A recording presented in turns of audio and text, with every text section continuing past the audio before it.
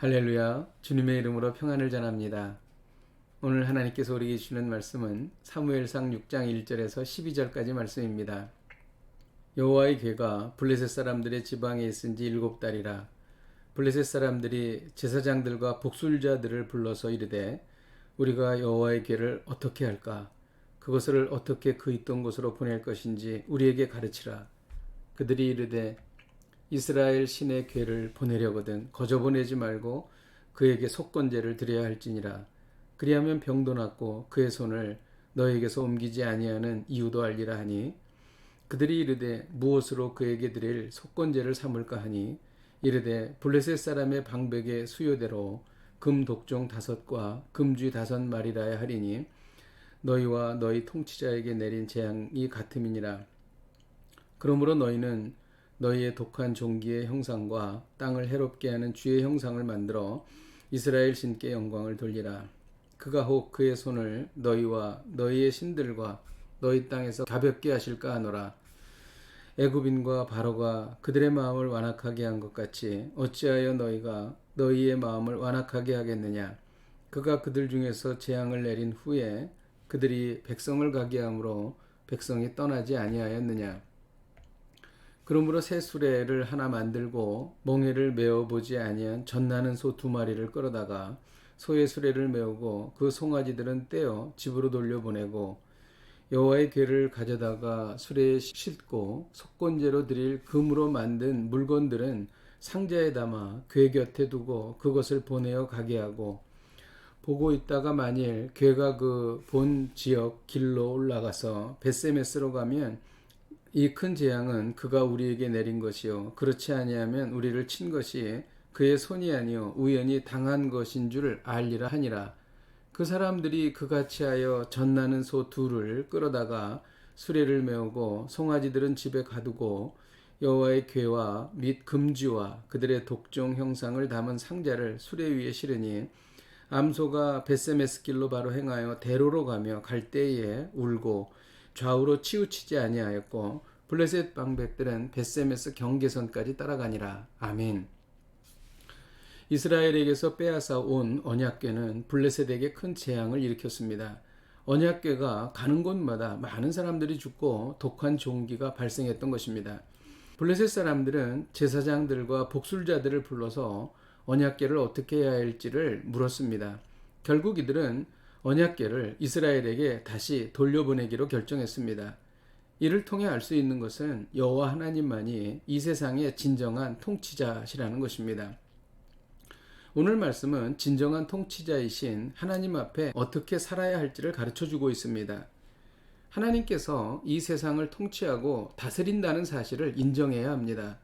제사장들과 복술자들은 하나님께 속건제를 드려야 한다고 말했습니다. 속건제는 하나님의 성물이나 이웃의 물건을 침해하거나 손해를 끼치고 잘못을 깨닫고 허물을 씻기 위해 드리는 제사입니다.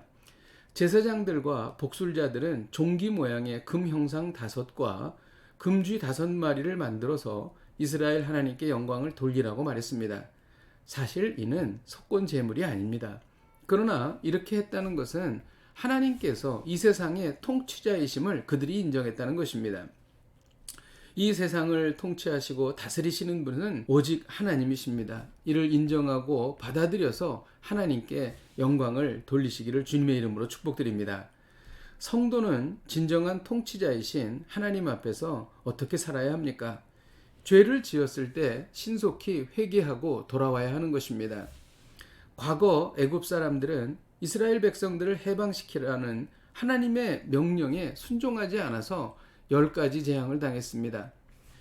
그러나 지혜로운 것은 재앙을 당하기 전에 신속히 하나님께로 돌아오는 것입니다. 여러분, 죄를 품고 살지 마십시오.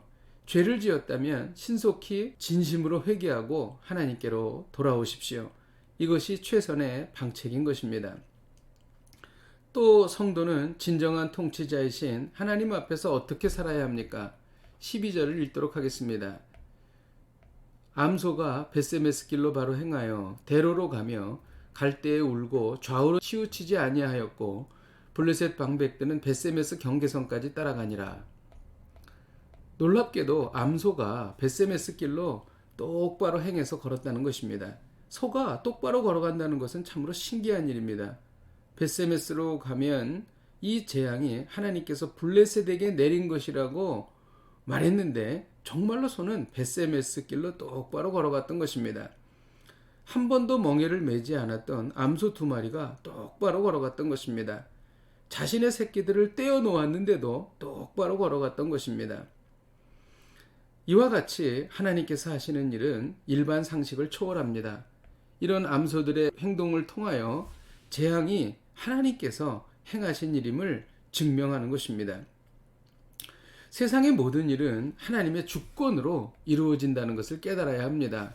선한 일뿐 아니라 악한 일도 하나님께서 허용하지 않으시면 일어날 수 없는 것입니다. 오늘 말씀을 통해 배우는 것은 온 세상의 진정한 통치자는 오직 하나님 한 분이시다라는 것입니다. 이를 믿고 오직 하나님만 신뢰하시기를 주님의 이름으로 축복드립니다. 기도하겠습니다. 하나님 아버지, 오늘 블레셋에 임한 재앙들을 통하여 온 세상의 주권자는 오직 하나님 한 분이심을 깨달았습니다. 하나님 아버지, 저희가 이것을 인정하며 주권자이신 하나님께 순복하고 또한 하나님 앞에 순종하는 저희들이 되게 하여 주옵소서. 예수님의 이름으로 기도하였습니다. 아멘. 할렐루야. 오늘도 이 말씀 붙잡고 승리하십시오.